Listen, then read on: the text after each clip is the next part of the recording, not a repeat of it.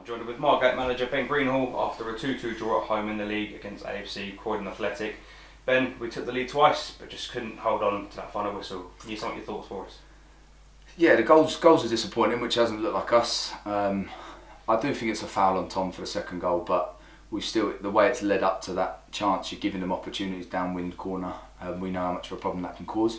But the obvious one today is a little bit back to the 0-0s at the start of the year, but we scored two, so you'd like to think you should win the game at home, you shouldn't let in 2 goals, but I think it's inexcusable today for some of the chances we've missed. And we've got to start really being a more accountable. Me and Flan and El are still very positive because everyone can see how dominant the performance is, but it's all good saying let's keep being dominant and things when you don't put those chances in the back of the net. And today we said it was 33 crosses, that's a cross every 3 minutes, 20 shots, which is a cross every shot every 4.5 minutes, which just is mental stats, but not good enough to not score the goals. And like I said, we've got to be more reliable on that front. And we've got to look at ourselves and say, look, on Tuesday, there's probably not going to be the same amount of chances because Birdshield's going to be a tough game, but we need to score them. We need to put them in the back of the net. And I think if that's the one negative to us this season, I think we've been brilliant, I think we've been organised, but we're not killing games in the way that we should. There's positives that I don't think there's been one game where the team's been better than us. And that's incredible to be, I think, 18 games in, 17 games in or whatever it is, and be dominating every single game. But if you're not putting the 3 points away and putting that on the league table and just keep climbing, then we've got to look at each other and go, right, what do we need to do? Yeah, you mentioned there that we dominated from start to finish. I don't think we'll see a more dominant performance from a team. Mm-hmm. What do you think is just missing from today's, obviously not putting those chances away? Goals, because it's not creating goals, and that's a good problem to have, because if you're not creating it can be frustrating and it can be concerning, especially for the fans to watch. But when they're seeing so many chances created, at the end of the day, people have to just put the ball in the back of the net, and have to sort of step up a little bit. I think people have got to carry a bit more weight on their back and go, you know what, I'll put the ball in the back of the net then, and I'm going to have that desire to go through the net themselves. Because like we said, there was probably 6 or 7 chances in the 6-yard box today. Hit the bar, Amadou made a few good saves and things, but I just don't think it was enough today. And hopefully we keep dominating these games the way that we are, but we have to start winning them again. Which, don't get me wrong, look, we said from the start of the season, we've got to get used to winning games again, because as a club we haven't been doing that. We've got to get used to getting clean sheets. We had 9 clean sheets, which is an incredible start. And we have been winning a lot of games. We've been 4 wins in a row. So I was pushing for that 5th one today because I'm not sure when the last time the club did it.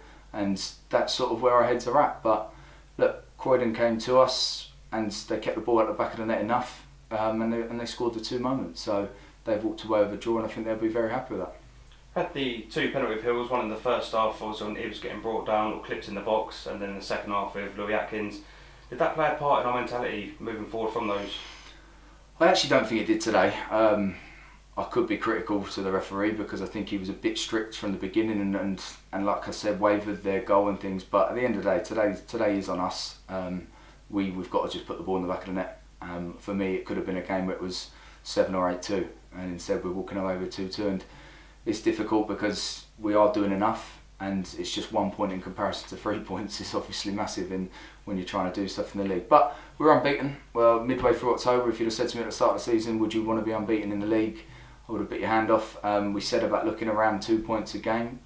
Does that win the league? Probably not the way sort of Ramsgate have done it in the past and Cray Valley last year. But in our aspects, in our sort of ambitions as a group, we've got to be looking to getting back to winning ways, which we weren't doing last season, and I think we have been doing that. How do you improve this on the training pitch? Obviously, it's not something that we can pinpoint on what's going wrong. It's just the finishing chances. So, how do you and the management team work around that now? It's hard. I think it's more you've got to manage each player, because some players are different. I think some player. I think for myself, if I was to miss one of the chances today, I think you could really go for me and say, Ben, you've got to do better, and I'd hold my hand up. Because, like I said, I'd like to try and be as reliable as I can, and I've sort of proved that in the past with Margate. Other players, you might have to manage it differently. You might have to sort of pull them in and show them what they're doing, and what they could do better. And certain players are confident strikers, certain players are demanding strikers. So we've got to manage their mentalities a little bit. We've also got to manage them better as well, because maybe it is a case of changing a few things up to put a bit of pressure on players. But it's like I said to them afterwards, we just can't afford for the whole season to keep saying the same thing after the game.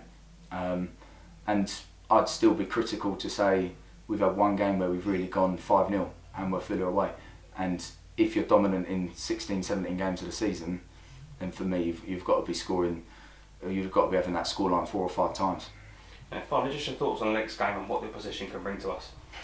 Blodersdale are a very good team. I don't know what their score was today. I haven't checked that, obviously just coming from the game, but they're a very good team. They've brought in good experienced players, and when we looked at the start of the year we felt like they'd be up there with us, and they are. So it's going to be a tough away game because they're always obviously strong at home. It's a grass pitch, something that we haven't played on in the last sort of 4, 5, 6 games. So it's a case of probably being a little bit more compact, maybe not being as expansive as we are at home, and going there and trying to do a job. And like I said, we're probably going to get less chances in that game, so we have to be more ruthless and we have to demand a little bit more out of our forward and even, like we said, defending players when they're going up for set pieces as well. We've got to just put that ball in the back of the net and let's hopefully have another dominant performance. But like I said, this is going to be one of our toughest tests that we've had so far.